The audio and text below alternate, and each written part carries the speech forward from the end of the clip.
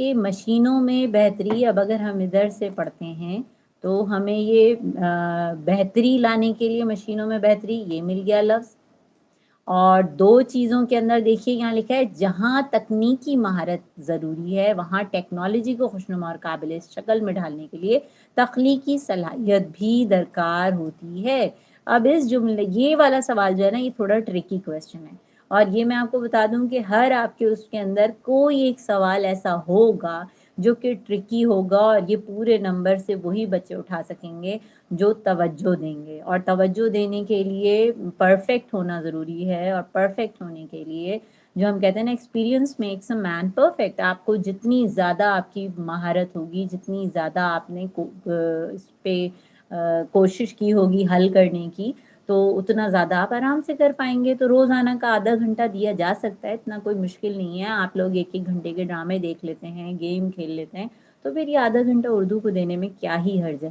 تو جناب دوبارہ سوال کی طرف آتے ہیں کہ مشینوں میں بہتری لانے کے لیے کن دو چیزوں کی ضرورت ہے. ابھی آپ کہہ رہے ہوں گے کہ یہ تو آرام سے سامنے نظر آ رہا ہے کہ تکنیکی مہارت اور ٹیکنالوجی لگ رہا ہے آپ کو جواب، جبکہ ایسا نہیں ہے. ایسا کیوں نہیں ہے جناب؟ ایسا اس لیے نہیں ہے کہ یہ ٹرکی سوال ہے اور اس کو ہمیں تھوڑا سا توجہ دینے کی ضرورت ہے. تو یہاں لکھا ہے کہ مشینوں میں بہتری لانے کے لیے تکنیکی مہارت ضروری ہے، ایک پوائنٹ یہ ہو گیا. دوسرا ہے وہاں ٹیکنالوجی کو خوشنما اور قابل شکل میں ڈھالنے کے لیے تخلیقی صلاحیت بھی ضروری ہے. تو یہ دوسرا جو پوائنٹ ہے یہ تخلیقی صلاحیت ہے، یعنی پہلا پوائنٹ ہوا تکنیکی مہارت اور دوسرا پوائنٹ ہوا تخلیقی صلاحیت. تو جواب کیا ہوا؟ ڈائسن کے مطابق مشینوں میں بہتری لانے کے لیے جن دو چیزوں کی ضرورت ہوتی ہے وہ ہے تکنیکی مہارت اور تخلیقی صلاحیت. ٹھیک ہے، اب اس کے بعد جو ہے یہ دونوں پوائنٹ دو نمبر آپ کو دینے سے کوئی نہیں روک سکتا ٹیچر کو. اس کے بعد جناب ہم نیکسٹ اس پہ آتے ہیں. نیکسٹ کویسچن ہمارے پاس ہے سر جیمز کے مطابق ناکامی کا سیکھنے کے عمل سے کیا تعلق ہے.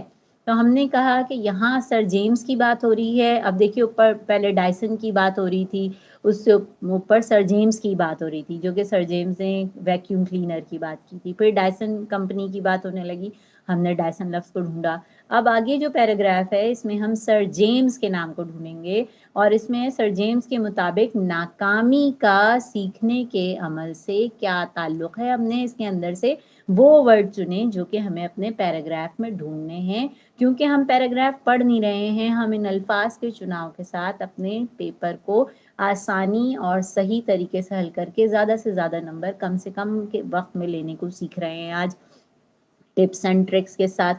تو جناب ہم نے اس لیے اس کے روٹ ورڈ لگا لیے سر جیمز کے مطابق ناکامی کا سیکھنے کے عمل سے کیا تعلق ہے. اب ہم نے یہاں جو ہمارے پاس اگین جو پیراگراف لاسٹ والا ہے اس کے اوپر ہم نے اپنی توجہ دی. یہ آگے سر جیمز، یعنی کہ یہ جو لاسٹ پیراگراف ہے یہ یہاں سے شروع ہو رہا ہے. ٹھیک ہے، اب اس کے مطابق آگے ہم یہاں پہ چلتے ہیں کہ ناکامی کا لفظ ہمیں یہاں مل گیا. ٹھیک ہے، ناکامی، لیکن اس کے بعد سیکھنے کا عمل، تو سیکھنے کا عمل ہمیں یہاں مل گیا. یعنی یہ ان آخری دو لائنوں میں ہمیں جواب مل سکتا ہے کیونکہ روٹ ورڈ ہمیں یہاں ملے. تو ناکامی، سیکھنے کا عمل، تو تعلق جو ہے تو کے بعد ہمیں نظر آ رہا ہے. یہ تو جو ہے ہم دین انگلش میں جو ہمارے پاس کنجنکشنز ہوتے ہیں نا، کنجنکشن جو ہمیں ایک جملے کو دوسرے جملے سے ملاتے ہیں، تو یہ اس طرح کا کام ہے کہ میرے نزدیک اگر سیکھنے کا عمل جاری رہے تو ناکامی بہترین استاد ہوتی ہے. تو ہم یہاں میرے نزدیک کا مطلب ہے میرے مطابق. ٹھیک ہے، اکارڈنگ ٹو می. تو سر جیمز کے اکارڈنگ کیا ہے کہ سر جیمز کے مطابق ناکامی کا سیکھنے کے عمل سے کیا تعلق ہے کہ سر جیمز کے مطابق یا نزدیک آپ کہیں گے سیکھنے کا عمل جاری رہے تو ناکامی بہترین استاد ہوتی ہے.